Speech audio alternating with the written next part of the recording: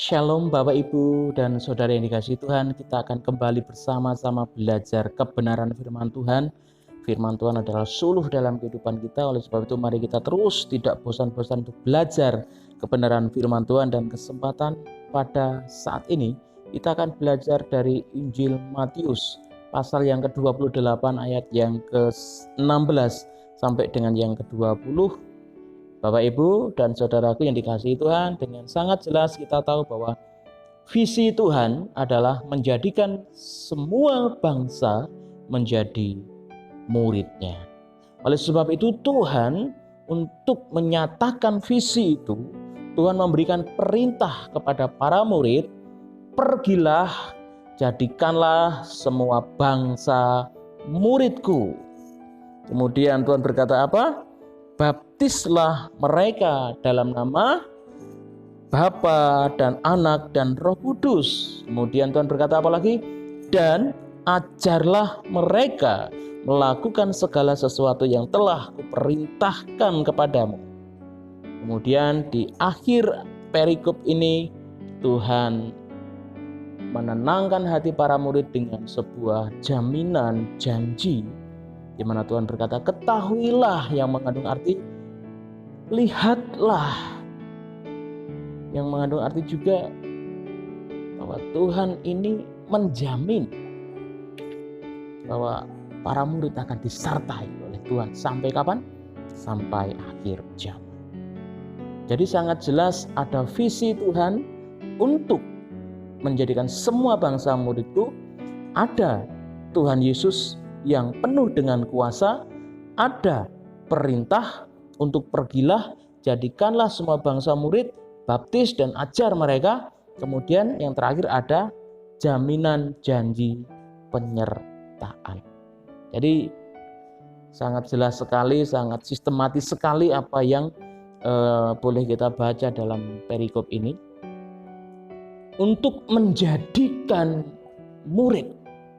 Jadi sekali lagi saya mau bilang, untuk menjadikan.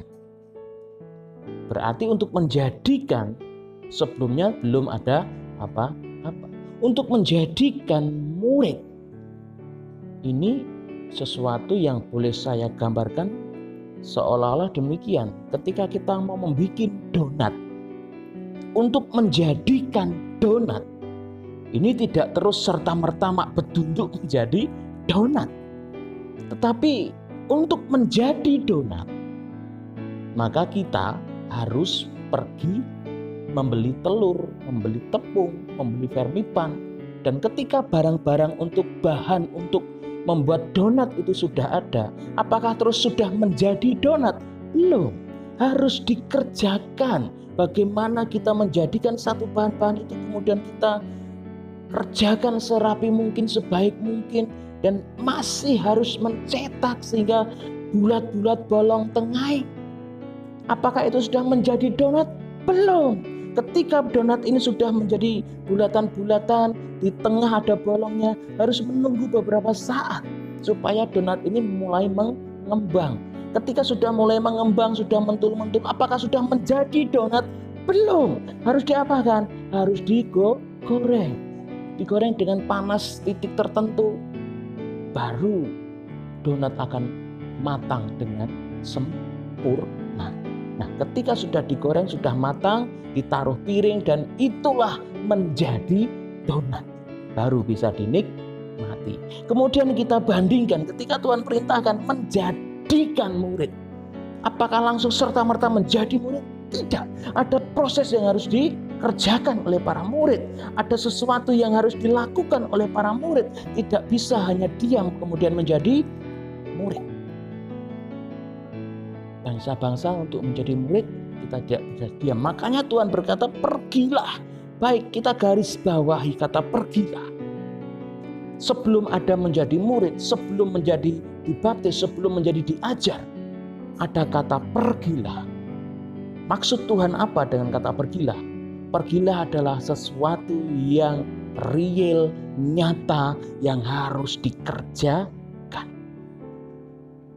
Tidak akan ada murid yang dibaptis dan diajar kalau tidak ada action nyata untuk pergi. Sesuatu tindakan maksud saya. Jadi untuk menjadikan harus ada tindakan. Untuk menjadikan donat ada tindakan nyata untuk mau membuat donat, mulai dari membeli barang-barangnya. Untuk menjadikan murid, semua bangsa menjadi murid Tuhan, ada tindakan nyata yang harus dilakukan sebagai orang percaya. Yang dilakukan oleh setiap orang percaya yang termasuk murid-murid Tuhan waktu itu. Tidak bisa hanya diam saja. Kemudian apa sih tindakan yang real, yang nyata, yang merupakan proses untuk menjadikan tadi. Yang harus kita kerjakan, yang itu benar-benar harus kita lakukan, action nyata yang harus kita lakukan untuk benar-benar yang tidak ada menjadi murid-murid Tuhan.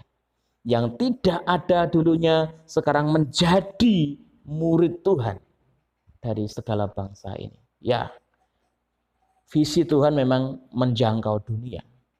Tetapi kita ada di mana kita berada. Mulailah dari di mana kita berada. Jangan terlalu muluk-muluk melihat dunianya dulu, seluruh bangsa-bangsa dulu. Mulailah di mana kita berada dulu. Yang terpenting bukan itu, tapi proses, action, tindakan nyata apa yang akan kita jadikan sehingga yang tidak ada boleh menjadi murid. Yang pertama yang harus kita perhatikan adalah untuk menjadikan segala bangsa murid. Sesuatu yang tidak ada menjadi ada, menjadi murid. Paling tidak kita harus lebih dulu mau dimuridkan. Amin. Apakah kita sudah menjadi murid Tuhan? Murid beda dengan jemaat lo ya. Murid itu matetes dari kata bahasa Yunani. Yang artinya adalah memeluk sebuah ajaran, menjadikan ajaran itu sebagai dasar dalam dia hidup.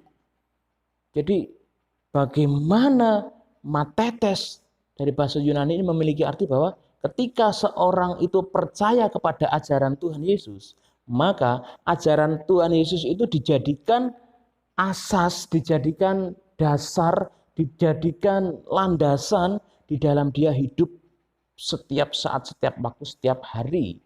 Dalam pikiran, perasaannya, tindakannya, ucapannya itu berdasarkan, berasaskan, berlandaskan ajarannya Tuhan. Jadi matetes itu seperti itu. Para murid itu pengertiannya begitu. Jadi kenapa saya katakan murid itu beda dengan jemaat? Kalau murid itu pasti jemaatnya Tuhan. Kalau jemaat itu belum tentu murid-muridnya Tuhan. Kenapa? Karena pada faktanya banyak jemaat Tuhan yang belum mau menjadikan pengajaran Tuhan sebagai asas, sebagai landasan, sebagai dasar untuk dia hidup setiap hari. Baik di dalam rumah tangga, baik di dalam bergereja, baik di dalam bermasyarakat. Masih banyak asas-asas ajaran lain yang dipakai, dipadu-padu menjadi satu dengan ajaran Yesus dan dijadikan itu sebagai asas atau dasar landasan dalam dia hidup. Jadi faktanya memang banyak jemaat yang masih sering memperaduk banyak ajaran dalam hidupnya dan dihidupi dalam setiap hari. Jadi tidak hanya ajarannya Tuhan. Jadi kalau muridnya Yesus jelas hanya ajaran Tuhan, hanya perintah-perintah Tuhan, hanya itu yang menjadi asas atau landasan di dalam dia hidup, bukan dari yang lain-lain. Makanya tidak ada yang namanya mendua hati atau mangkrotingal. Fokusnya hanya kepada ajaran Tuhan, dijadikan, dipeluk, dihidupi benar-benar ajaran Tuhan ini. Apakah kita sudah menjadi murid? Amin. Kita sudah menjadi murid Tuhan. Kita berusaha semaksimal mungkin untuk menjadikan ajaran Tuhan sebagai dasar landasan untuk kita hidup setiap hari. Baik di dalam kita berumah tangga, di dalam kita bergereja, di dalam kita melayani, di dalam kita bermasyarakat dengan tetangga, kanan, kiri, depan, belakang, di tempat kita bekerja. Kita selalu membawa ajaran Yesus dimanapun kita berada. Kita selalu membawa ajaran Tuhan menjadi pola atau gaya hidup kita dimanapun kita berada, dalam keadaan seperti apapun, kita berusaha sekuat tenaga hanya ajaran Yesus, bukan ajaran-ajaran yang lain. Hanya ajaran Yesus yang menjadikan tuntunan dalam hidup saya dan saudara. Yang kedua, untuk proses menjadikan murid, apa yang harus kita lakukan? Yang harus kita lakukan adalah percaya secara penuh kepada Tuhan. Kalau orang tidak percaya penuh kepada Tuhan, dia tidak akan mengalami pengalaman spiritual dengan Tuhan. Kalau orang tidak percaya penuh sama Tuhan, orang tidak akan pernah mengalami jatuh cinta kepada Tuhan. Kalau orang tidak percaya penuh kepada Tuhan, dia tidak akan pernah mengalami ketaatan kepada Tuhan. Padahal ketaatan sajalah yang bisa merubah hidup kita untuk menjadi lebih baik di dalam Tuhan. Dengan ketaatan akan firman Tuhan, ajaran Tuhan, kita bisa menjadi teladan untuk istri, untuk anak-anak kita, untuk teman-teman, untuk tetangga, untuk tekanan jemaat. Jadi kalau kita tidak mau percaya penuh pada Tuhan, kita tidak akan pernah mengalami yang namanya jatuh cinta pada Tuhan, kita tidak akan pernah mengalami yang namanya taat kepada Tuhan. Dan kalau kita tidak pernah taat sama Tuhan, kita tidak akan pernah mampu menjadi teladan. Bagaimana kita memuridkan anak-anak kita kalau kita tidak bisa jadi teladan? Mau tidak mau saudara, syarat yang kedua supaya kita bisa menjadikan murid, kita harus percaya penuh secara total. Percaya penuh kepada total, baik senang, baik susah, baik gembira, baik sedih, baik firman itu menyenangkan atau tidak menyenangkan, tetap harus kita percaya itu. Karena Tuhan rancangannya adalah rancangan damai sejahtera. Karena rancangan Tuhan bukan rancangan kecelakaan. Tuhan pasti merancangkan yang baik untuk saya dan saudara. Meskipun menurut kita itu seringkali tampaknya tidak baik. Ketika Tuhan memberikan perintah, jadikanlah semua bangsa muridku. Jadi sebelum kita menjadikan semua bangsa muridku, membaptis, mengajar mereka, ada action nyata yang harus kita lakukan, ada hal real yang harus kita kerjakan, yaitu kita harus mau dimuridkan dulu.